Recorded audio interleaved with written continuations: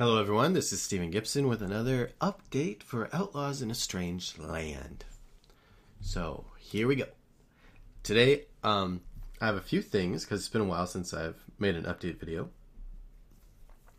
I've added spells, so when you equip a companion or different things that give you access to spells, you get access to spells. So, I only have 3 spells in right now. I'm going to quickly learn them. So we've got Devil's Spice, which creates fire. We have Hades Rage, which creates an explosion, which can make a hole and fun stuff like that. And we have Halo, which empowers people. Now, the way that spells work is they are kind of like your ultimate abilities, where they require charges. So you build up charges by using other skills. And with a spell, you get to determine how many charges you want to use. You also require mystery to use. So then you would click on how many charges you want to spend. And that's going to change how powerful the spell is. So, there's that kind of variability there where you can charge it up more to have a better effect. Or maybe you just need to get a spell off really quick, Depends on your situation. So let's go with 3. So an array of tiny red lights spray into the sky with dazzling swirls. They burst into flames and scatter about the area, igniting it with fire. Place the fire dynamic environment card into any environment column of your choice. So this is on the board. You're going to place fire in there. So now fire is a part of the battle. Any combatant in that column will take the resolver's accuracy plus 1d20 as heat damage and gain the fire on fire condition. Basically setting people on fire. And the more accurate you are, so we only have accuracy of 2, the more damage you do. That shouldn't have taken me there. Okay. That's how these different abilities work. You can empower them. So, obviously the different charges you're going to do here is going to empower you with different amounts. I've also added new items. So we got Tincture of Ether, Vigor, and Antidote Cocktail. There's a few more that aren't quite updated on this list. But, yes, we've got these different items. They've got their lore attached to them. I'm going to read you the Antidote Cocktail. Now, bear in mind, all this has not been edited and will be edited further. But just to give you a sense of it, how every item is going to tell a story. A concoction of a wide assortment of antidotes.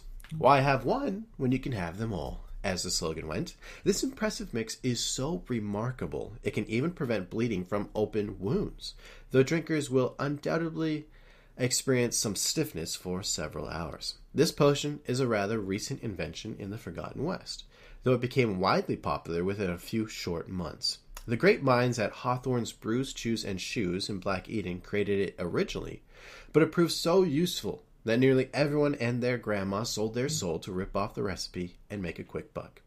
In the wake of such blatant piracy, Hawthorne's Brews, Chews, and Shoes had to close their brews division, leaving them with just Chews and Shoes for business, neither of which they were ever any good at.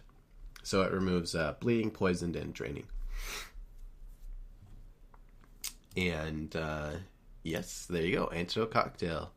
And we have, Vigor over here. Very cool. So there'll be lots of items in the game. Now, I don't believe I've shown this off on YouTube yet, but fighting creatures. So I've added some creatures. Excuse me. The Scavenger Brute is basically just the boss version of the Scavenger. So basically the game is set up, each kind of faction of creature generally has 2 versions. There's the minion and the boss. The minion can't take conditions, and they don't actually have health. They have basically 2 states. They're either healthy or they're dying. They're basically trash mobs that you're just going to kill in 2 hits, 1 or 2 hits.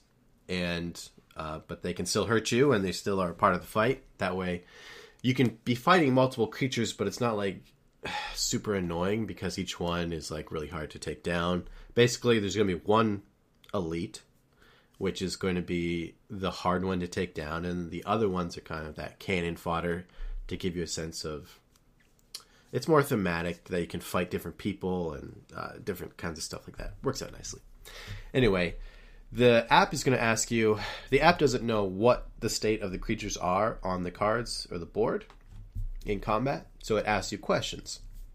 It doesn't ask you too many, but it's determining how this creature is going to behave this turn. So, is it dying or not? Let's say it's not. So the creature's going to say something to you. He says he's going to eat you after he kills you.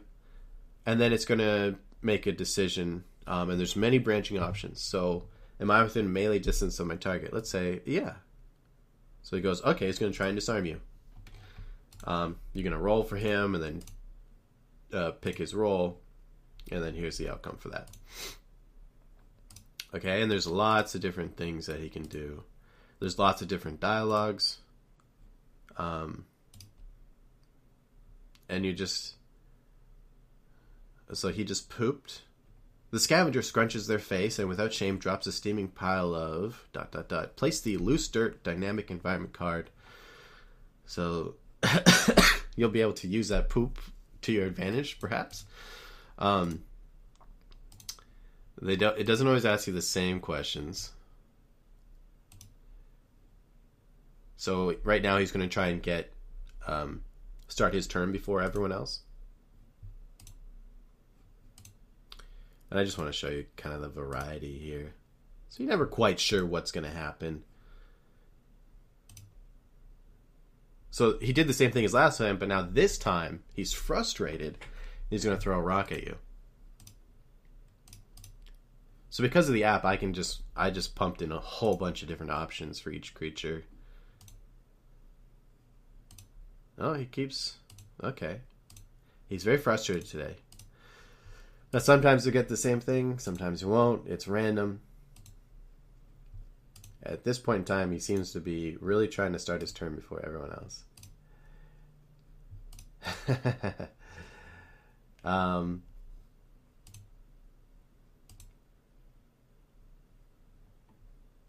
So he peed and... Yeah, okay. So they do kinds of gross stuff because they're gross little cat rats.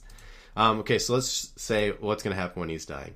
Now, there's a lot of different things that can happen. There's different events and stuff like that. Now, because he's dying, he's going to want to protect himself. Generally, with the dying options, they're going to do something reckless or very defensive. So he's worried about, like, if he's sitting on a fire environment card or something like that. So, can I move away from it? And we'll say, no. Can you get... He wants to hide. Let's say he can. So, is it shadows or haze or cover? Let's say it's shadows and haze. So, move him to the haze. And then he's going to say something too. So, they do all kinds of... Oops.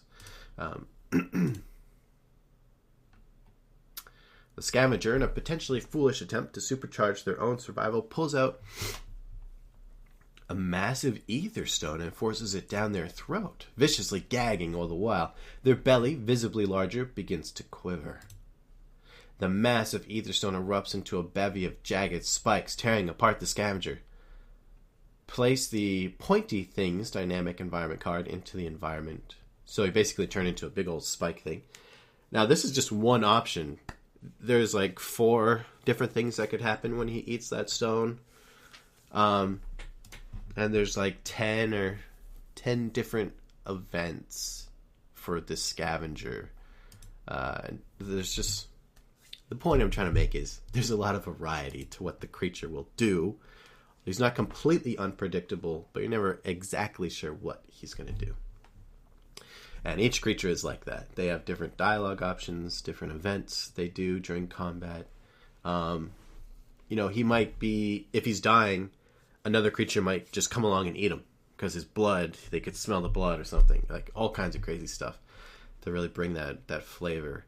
Because while playing Grimslingers and designing Outlaws, I realized that the magic of the game is in the theme and the the random variety that happens. You're never quite sure. And it's fun when it's unexpected and it's interesting like that. The story unfolds and you're never quite sure what the story is. So with Loot Corps, it's very much the same thing. They do have loot tables, but they can also have random events that happen when you try and loot them. So I'm just going to go through some of these. We'll see what happens. So we found the dried fairy. These are fairies that have been dried out and wrapped so that people can eat them. And they cure you of elemental effects. Found some ether stones. So they have more common items and less common items that you can acquire. And they have some very rare events that can happen. So we got a hunk of meat out of him.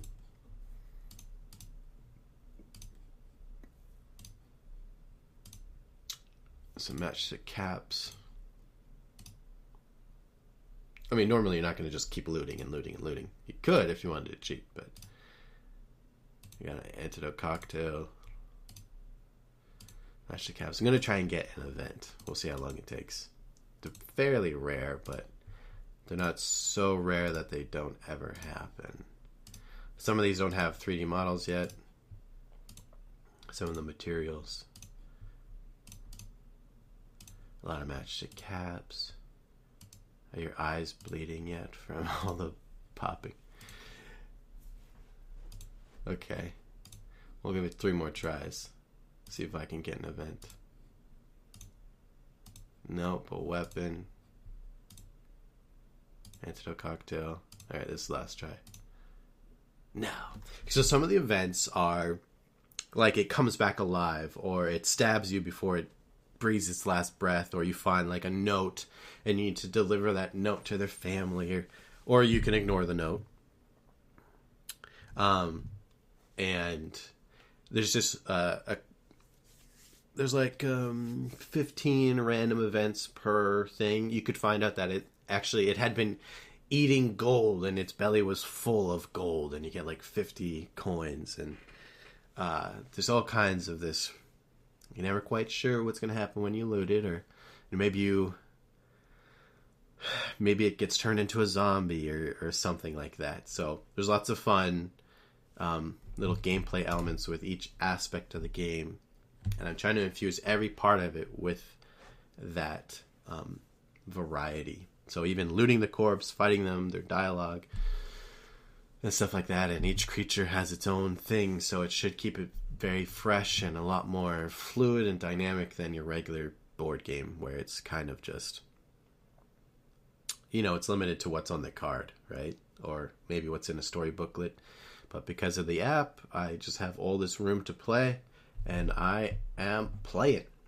So thank you for watching this longer update video. I hope you're excited about the things you saw and support the game when it goes to Kickstarter.